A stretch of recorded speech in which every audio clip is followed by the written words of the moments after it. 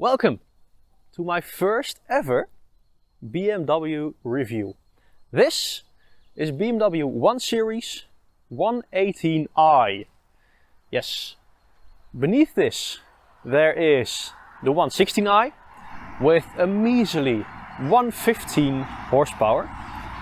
Then you have this, the mighty 118i, which actually came later in the model run. 116i came out in 2004, 118i came out in 2005. So this has 1 year on it, something. Anyway, 129 horsepower. Then you have the 120i, which came out in 2004 again. Why this came out later, nobody knows. But hey, it's a fact. 120i has 150 horsepower, and even later the 130i came in 2005 in September, which had 265 horsepower with a nice 6-cylinder. All the before mentioned models had a little 4-cylinder engine, which is peppy enough. Anyway, this is also known as the E87 BMW. It's the internal code which BMW has for all its models. And the funny thing is, this shares its chassis with the E90 BMW 3 Series. Just a fun little fact. But actually, this means that the chassis is quite good.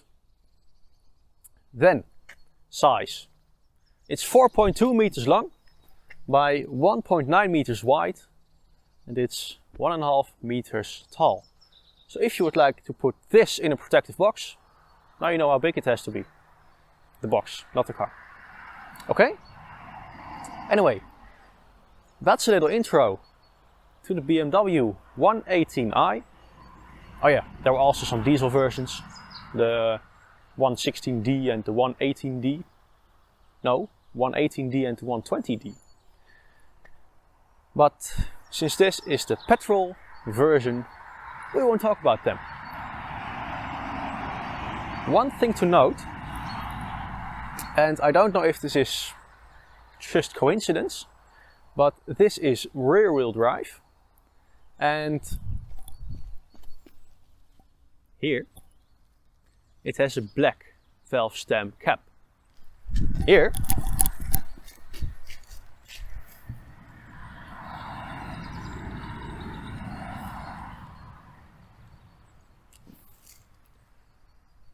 there's a green valve stem cap, which means that in the front tires, according to the caps, there should be air. In this, there should be I forgot the word for stickstof in English. Let's Google this. Nitrogen. Thanks, Google. Anyway, according to these valve stem caps, there should be nitrogen in the rear tires. I don't know if there's actually nitrogen in them, but hey, that's just a thing. Anyway, I would say, let's start this review with the inside. Let's go. Entering the 118i, you get this typical 2000s BMW key. If your car breaks down, you have a little button right here. Open it up, and a key comes out. A very nice looking key. Definitely not cheap or something. Anyway, put this back in. Then there are 3 little diagrams on here. Lock, an arrow up, which apparently is unlock. So you lock it. You press it once and it's locked. You hold it and the mirrors close down, so now it's really locked. And then you push the arrow up. which opens it up again. Lastly, stay in, nice, there's this button, which doesn't do anything in this model. Oh, you have to keep it pressed, and then this opens up, or it unlocks the trunk. Anyway, that's the key. This is a door handle. And this is how you open it up. Nothing special, just a plain up simple door handle.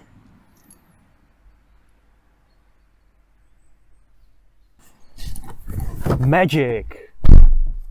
Perfect.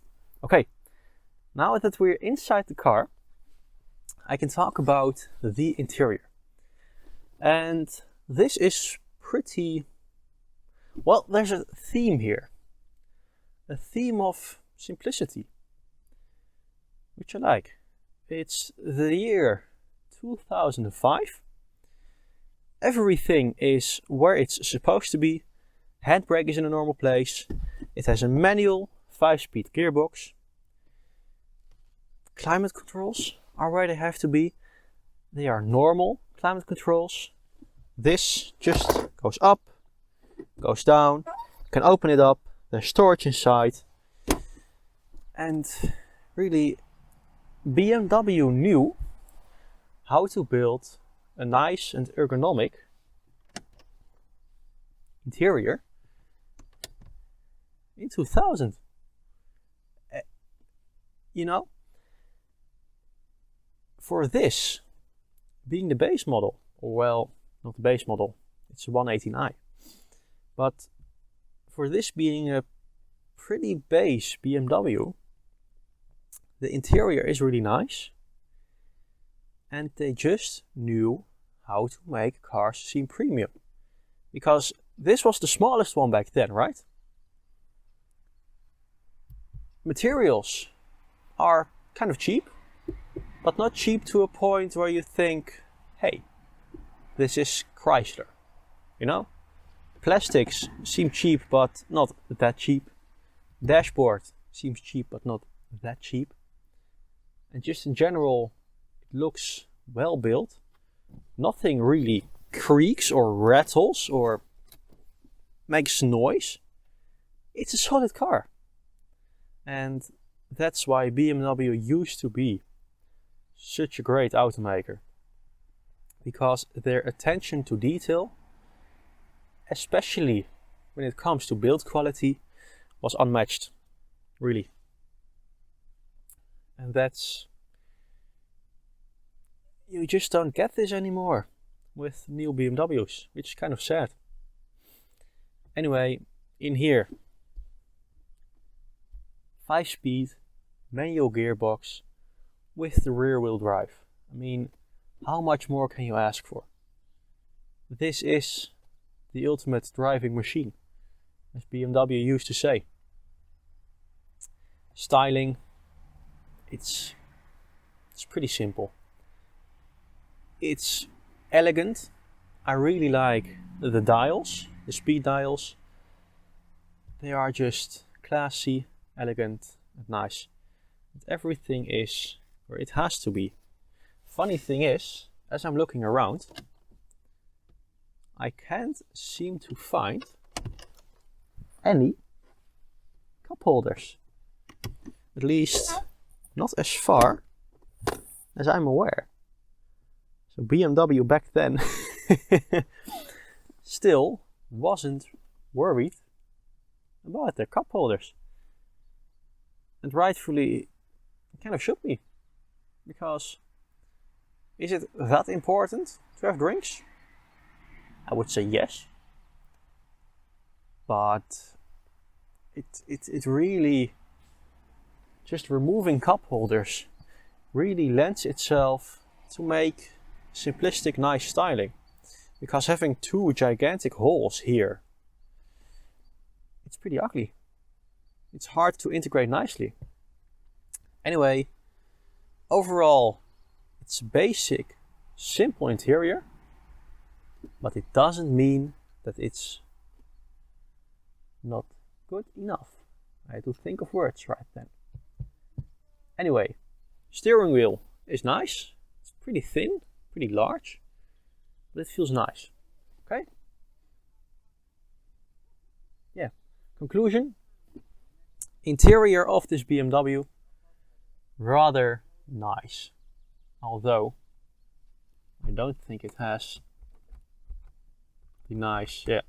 It's just a button. It's not this fancy flick of a finger stuff. No, it's just a button with two blank buttons next to it. Talking about blank buttons, there is one blank button in this whole interior. This is a German luxury brand. I mean, it has one blank button. I'm impressed. Really. Just BMW in the 2000s knew what they were doing. They knew what the customer wanted and they knew how to make an amazing car. BMW, maybe you should watch the past instead of trying to innovate into oblivion. Hi! Now we're in the rear. And the back seats, they are back seats.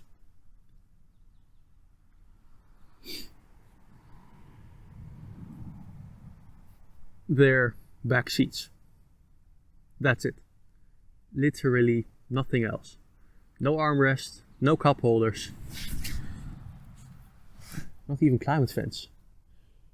They're back seats. You're seeing the door panel, right? Back seats. From the back seats, we move onto the hatch. Before we open it up, there's a wobbly antenna. I like wobbly antennas. One funny thing, integrated into the wiper. Oh, sorry, Spider. Are you okay? Have a nice day, Spider. Integrated into the wiper blade, there is a little hole here inside the little motor protection housing. And this hole leads to the wiper washer fluid, which is just funny. BMW, look, they didn't innovate much. Well, that's bullshit. They innovated lots. But small little things like this, just, it's so simple. BMW was really smart for making things simple back then. I mean, other car brands would have stuck some ugly knoblet here or there or somewhere. No, BMW just sprays it out of a little hole, integrated into the wiper. I mean, how smart can you be? Then, opening it up, Volkswagen has this cool trick. They put it pretty recently into the models, where you push the Volkswagen emblem and it opens up. BMW had this in the 2000s. Anyway, one more thing.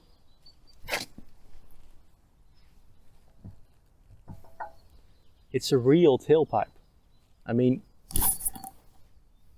BMW doesn't fool around with stupid fake exhausts, and they did so much right in this time. I mean, just look at this. Anyway, in here, yeah, you can chill. Not that well. It's not the largest trunk. Anyway, in the trunk, there's this. Almost dropped it. A nice little BMW carrying case. Velcro on the back. And you open it up. Perfect size for some oil. Just you get a BMW goodie bag, which I like. Anyway, there's a little first aid kit, and that's about all the BMW specifics which are in here. Warning triangle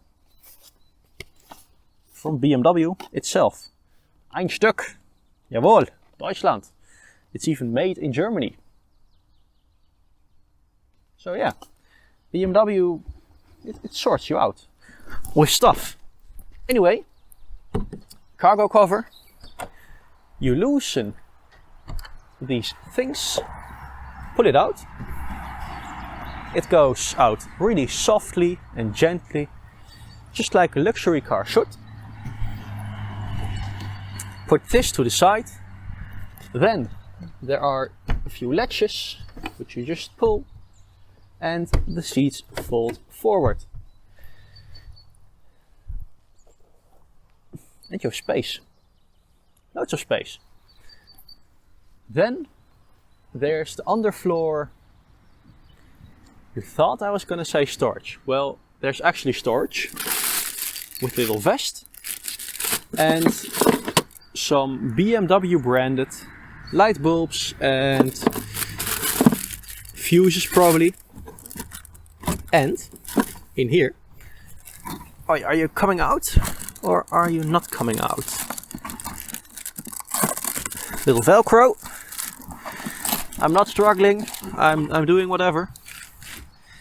In here, you have this little baggie. You open it up, and here are your BMW branded spanner, your little your little screwdriver, and your tow hook for if you get stuck. So BMW, it decks you out with stuff, which is nice. Anyway, under here is not only some storage, but also the battery. Oh yes, BMW and their rear mounted batteries. BMW says it does this for premium, perfect weight displacement. Displacement? That's not the word I'm looking for, but you know what I mean. BMW says they do this for the weight. And yes, granted, they are right, but I feel like it's a little bit of a gimmick. Just to make yourself sound cooler than you are.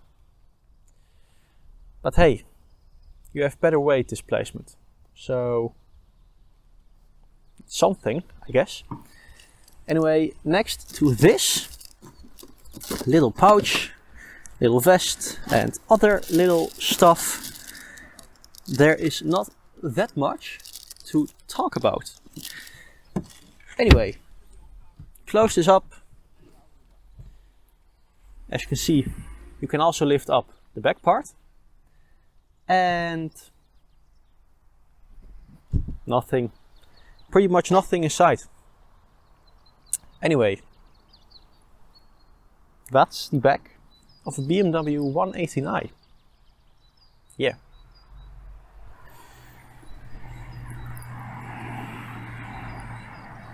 Currently at the nostrils of the car. And BMW, everybody talks about it. You knew how to make a good looking car. I mean, come on, BMW. Look at these headlights, look at these nostrils. It looks so nice. Why can't you bless us with anything like this anymore? Anyway, you open up the hood. If I find the latch, over here. And you are greeted, first off, by a nice little BMW logo. Always fun when manufacturers put little stuff like this in. And then, waiting for the lorry to pass by. Then, in here, you have the little four-banger. And this is actually pretty far back. So the axle of the vehicle is here where my hand is. So most of the engine is behind the front axle, making this an almost front mid-engined car. Nice for weight distribution and balance. Anyway, one fun thing which BMW did is putting on these stripes and the BMW logo how they used to do it in the old classic BMWs. Much more than this I can't tell you. As I said, 129 horsepower, 2-liter engine. It's adequate. Now let's finish off with styling. And I said it to pretty much every car I talked about, but I like it. That's probably because I review beautiful cars, or just because I like simple cars. Because once again, this is a pretty simple designed car. I really like the headlights. They are pretty feminine and beautiful to me. That's nice. You've already seen the nostrils. BMW knew how to do it. Why they don't know how to do it anymore, I don't know. But anyway, doesn't matter. It's a nice looking car. It has nice, simple lines. And well, it's a BMW, you know? It's a nice BMW. Without further ado, I would say let's take this out on the road and see how it drives. Okay? Let's go. You thought I was gonna get in the car, right? No, I'm just gonna cut and then we're on the road. Bye. This is the first BMW I'm driving, and I have to say, I kind of like it. You know, the feeling of just being better than everybody else on the road. It's a nice feeling, you know. Anyway, this is, as you've just seen in the outside still standing review of the video of the car, a 118i rear wheel drive, well, 1 series, the smallest the BMW lineup has to offer, excluding the i3 and other tiny bits and bobs.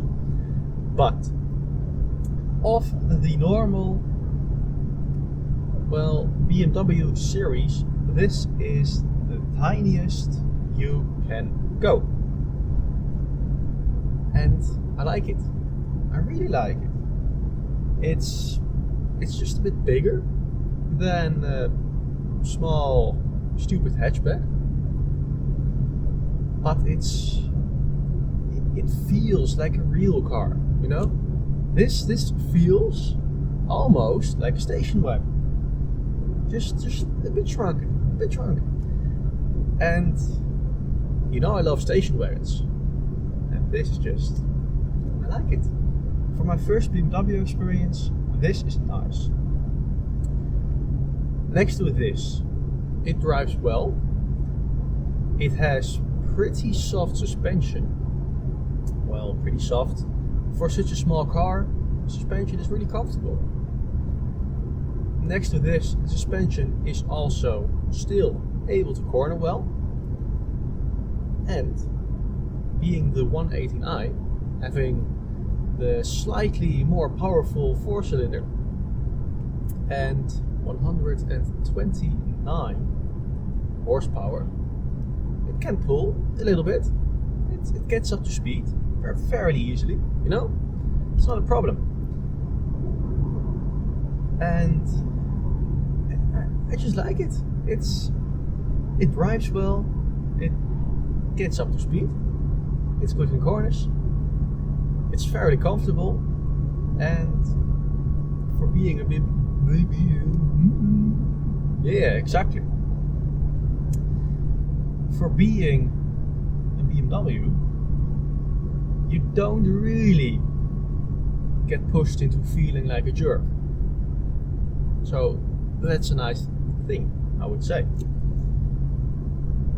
One thing which every single BMW has from this era, 2005, 2004, and well, you know what I'm talking about, the blinker stock. BMW, why? Why can't it be a normal one? Why don't just up, it stays up, down, it stays down? No, you push it up, it goes back to the middle, and then it just stays in the middle, and it's not intuitive.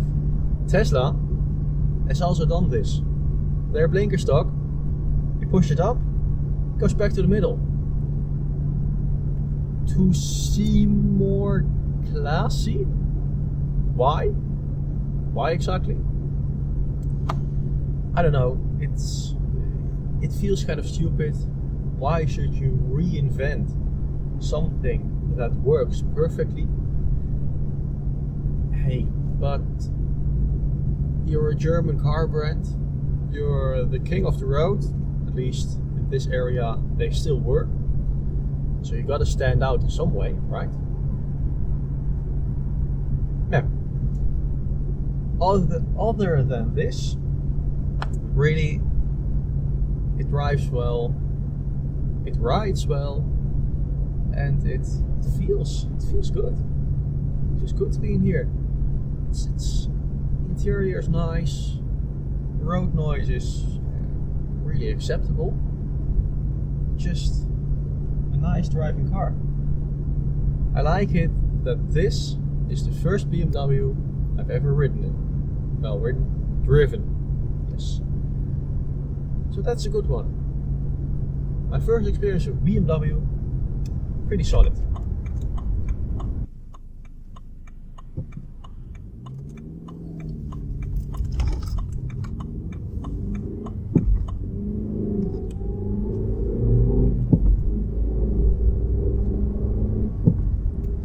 I do have to say, for a little 4-cylinder, this engine, it sounds okay. It sounds okay. Yeah, it sounds nice. One thing which doesn't sound nice is tick tock, tick tock, tick tock, tick tock, tick tock. The blinker sound. It has a funny sound. Just that's kind of it. So engine sounds decent for a little 4-cylinder. Blinker sounds, speaker sounds, I've tested them a bit, sound also pretty decent.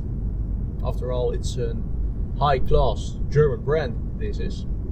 So yeah, in general, I would say if you get this, you have a pretty solid car. Not that much to worry about, not that much to annoy you, except every single time you turn on the blinker stocks. But let's just gloss over this and say, in general, this is a well-built, just good car. And it's a BMW, so you get street cred. Yes, exactly.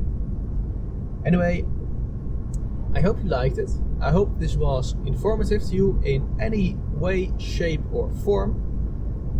And I hope you grab yourself a cookie and enjoy your day. Anyway, thank you very much for watching. Have a nice day, as I just said. Enjoy your life. Goodbye.